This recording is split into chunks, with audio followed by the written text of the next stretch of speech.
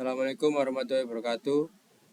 Saya Ageng Miftahul Huda dengan NIM 2210802099 kelompok 11 mempresentasikan hasil dari UTS dari sumber data yang kita dapat dari YouTube dengan justifikasi karena Indonesia ingin menjadi mandiri dalam pangan nasional berupa swasembada pangan, dan hal ini terbukti dengan 1 tahun masa kerja beliau. Untuk kendala kita tidak ada karena juga ada bantuan dari AI. Data sekitar 2000-an komentar data mentah, data bersih di 2219, token hasil normalisasi ada 15.000, stop words yang dihapus 758. Untuk code scraping sendiri, ini bekerja dengan cara membuat koneksi ke YouTube data API V3 menggunakan API key dan video ID yang sudah saya tentukan fungsi get comments, kemudian secara berulang mengambil setiap komentar beserta nama penulis, jumlah like, dan waktu publikasi. Setelah semua halaman komentar habis, list tersebut ubah menjadi tabel pandas data frame dan disimpan sebagai file CSV, di mana nama file otomatis diberi nomor urut melalui fungsi get_next_file_number agar tertimpa file lama. Dengan alur ini, setiap kali program dijalankan, saya bisa mendapatkan dump komentar YouTube dan rapi dan siap dipakai untuk tahap processing dan analisis berikutnya. Baik, saya Aprela Reza Kungstia Budi dengan NIM 097. Di sini saya akan menjelaskan tentang eksplorasi data awal. Pada Google Colab, eksplorasi data awal kita menggunakan script tersebut untuk menampilkan 10 komentar mentah, histogram, dan statistik. Bisa kita lihat di sini adalah contoh 10 komentar mentah yang saya ambil langsung dari YouTube. Tabel ini berisi beberapa kolom penting seperti author adalah nama akun yang memberikan komentar, teks adalah isi komentar yang apa adanya seperti yang ada di YouTube, like count beberapa banyak like yang diterima komentar tersebut, dan published at adalah kapan komentar itu diposting. Dari contoh ini kelihatan bahwa bahasanya cenderung informal, banyak singkatan seperti gak, banget, dan lainnya. Ada komentar yang hanya 1 atau 2 kata. Beberapa komentar juga menyertakan emoji, mungkin juga link atau simbol lainnya. Bagian ini penting sebagai gambaran awal supaya kita paham kualitas dan karakter teks mentah sebelum masuk ke tahapan pembersihan. Berikutnya saya lakukan analisis sederhana terhadap panjang komentar. Saya hitung jumlah kata per komentar, lalu saya gambarkan dalam bentuk histogram. Di sumbu X kita punya jumlah kata, artinya panjang komentar dalam satuan kata. Misalnya 1 artinya komentar 1, dan 2 artinya 2 kata, dan seterusnya. Dari grafik ini terlihat pola bahwa sebagian besar komentar terkonsentrasi di rentang kata yang pendek sampai banyak komentar pendek seperti 1-5 kata.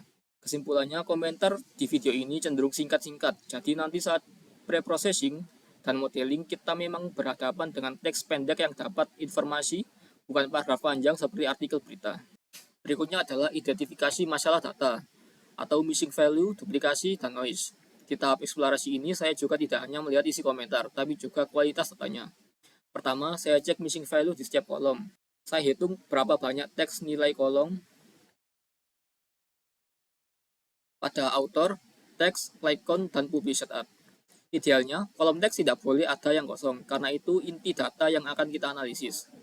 Kedua, saya cek duplikasi baris. Saya hitung berapa banyak baris yang sama persis. Kalau ada duplikasi, itu bisa membuat perhitungan frekuensi kata atau analisis statistik jadi bias, sehingga nanti perlu dibersihkan.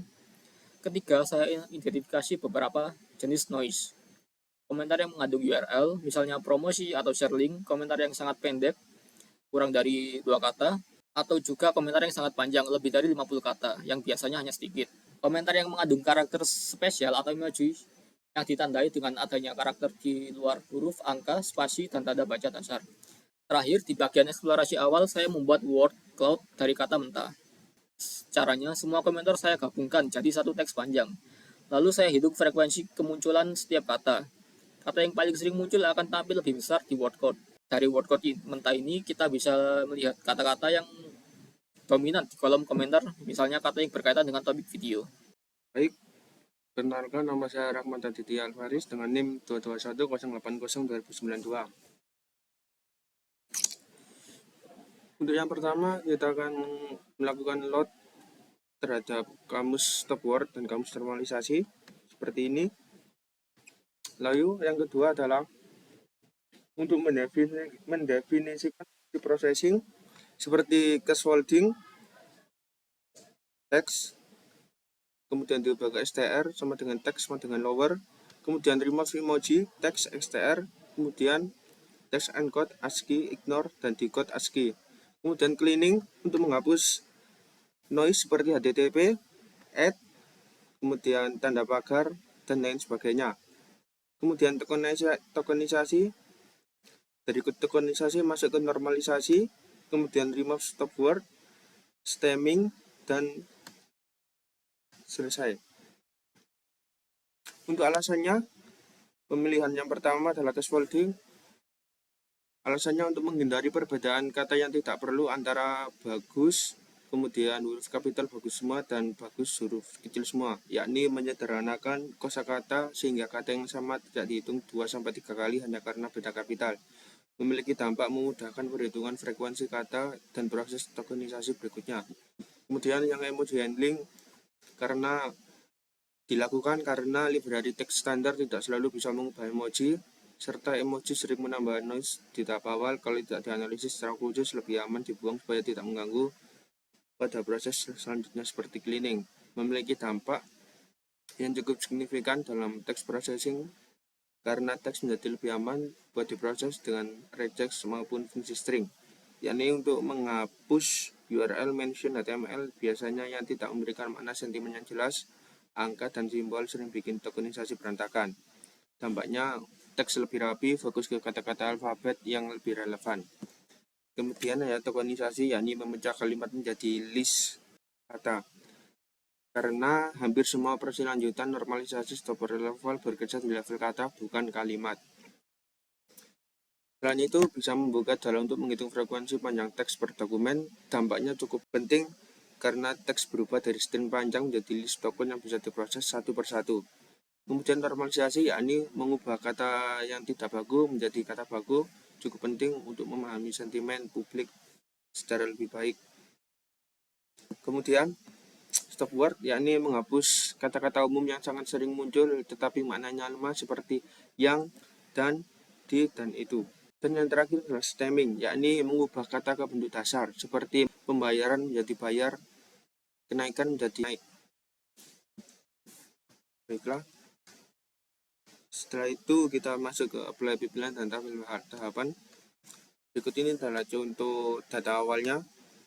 Seperti terima kasih Pak Presiden. Di sini terima kasih hanya berbentuk satu kalimat. Kemudian ketika masuk ke tahap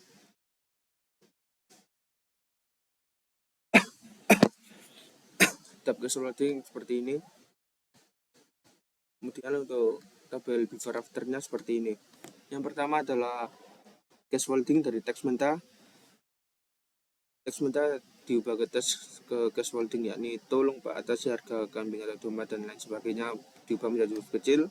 Kemudian masuk ke emoji handling, karena di sini tidak ada emoji maka kita bisa lanjutkan ke prosesnya, yaitu dari kalimat yang diproses after emoji kemudian ke cleansing, yakni seperti data pertama ada tanda atau setelah di cleansing menjadi bersih. Kemudian dari cleansing menjadi tokenisasi, yakni diubah menjadi list kata menjadi tolong Pak atasi harga kambing. Dari tokenisasi masuk ke normalisasi, yakni memperbaiki kata tidak baku menjadi kata baku, yakni seperti ini. Dari normalisasi masuk ke stop word removal, yakni menghapus kata yang berimbuhan yang memiliki makna yang lemah. Dari tolong Pak atasi harga kambing domba menjadi tolong atasi harga kambing domba, yakni kata Pak dihilangkan. Dari stop word removal kita masuk ke stemming, yakni ubah list kata menjadi bentuk dasarannya menjadi dari tolong atasi harga kambing domba menjadi tolong atas harga kambing domba, sehingga hasil akhirnya adalah tree seperti ini. terima kasih Pak Presiden menjadi terima kasih Presiden. Kemudian the real tidak monomon jadi the real ini. Dari hal tersebut kita masuk ke statistik tahapan, yakni sebelum processing tokennya berjumlah 18.202 per dokumen, setelah cleaning menjadi 18.044, setelah support removal dari 11.943 terjadi penurunan, namun terjadi kenaikan lagi setelah normalisasi dan stemming, yakni sebesar 12.196. Secara keseluruhan, dari sudut pandang statistik, processing berhasil mengurangi kompleksitas data tanpa pengorbanan isi.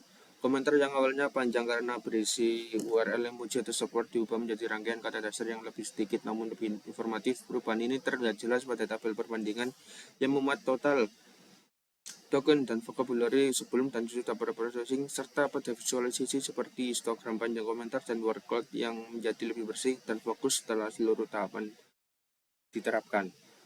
Oke, baik. Perkenalkan, nama saya Muhammad Febriarian dengan NIM 22102080200101. Di sini saya akan melanjutkan penjelasan dari analisis hasil dari pre-processing. Untuk yang pertama, setelah dibersihkan, ditunjukkan bahwa datanya memang lebih rapi dan secara statistik jauh lebih efisien. Contohnya, untuk menunjukkan hasil dan menampilkan 5-10 contoh komentar dalam bentuk tabel yang berisi teks asli, teks setelah pre-processing, dan komentar dari semua tahapan dari pre-processing. Lalu ada token stem, yakni daftar kata yang sudah dinormalisasi dan sudah di stem. Dari tabel ini terlihat jelas bahwasannya komentar yang awalnya penuh singkatan, emoji, dan beberapa kata yang tidak baku berubah menjadi teks yang lebih pendek, lebih baku, dan lebih efisien. Selanjutnya di sini ada perbandingan dari word cloud, ada sebelum pre-processing dan setelah pre-processing. Untuk sebelumnya masih dipenuhi oleh kata-kata yang bercampur, termasuk bentuk yang tidak baku, angka, dan beberapa simbol. Lalu dari sesudah di pre-processing, di sini menampilkan kata-kata dalam bentuk dasar sehingga tema utama komentar menjadi lebih jelas. Misalnya terdapat kata emas, bitcoin, cuan, dan juga strategi. Dari perbandingan ini menunjukkan secara visual bahwasanya pre-processing berhasil merapikan representasi dari teks. Selanjutnya di sini top 20 kata paling sering setelah dilakukan pre-processing. Di sini menggunakan frekuensi token dengan token stem dan hasilnya saya tampilkan dalam bentuk tabel dan grafik batang. Dari daftar top 20 kata ini dapat dilihat kata-kata apa saja yang paling sering muncul dalam komentar setelah dibersihkan. Hal ini membantu untuk memahami fokus dari pembicaraan dari pengguna, misalnya apakah lebih banyak membahas resiko, keuntungan, aplikasi, ataupun instrumen dari investasinya. Terus selanjutnya statistik perubahan data. Yang terakhir di sini menganalisis perubahan dari statistik data sebelum dan sesudah pre-processing.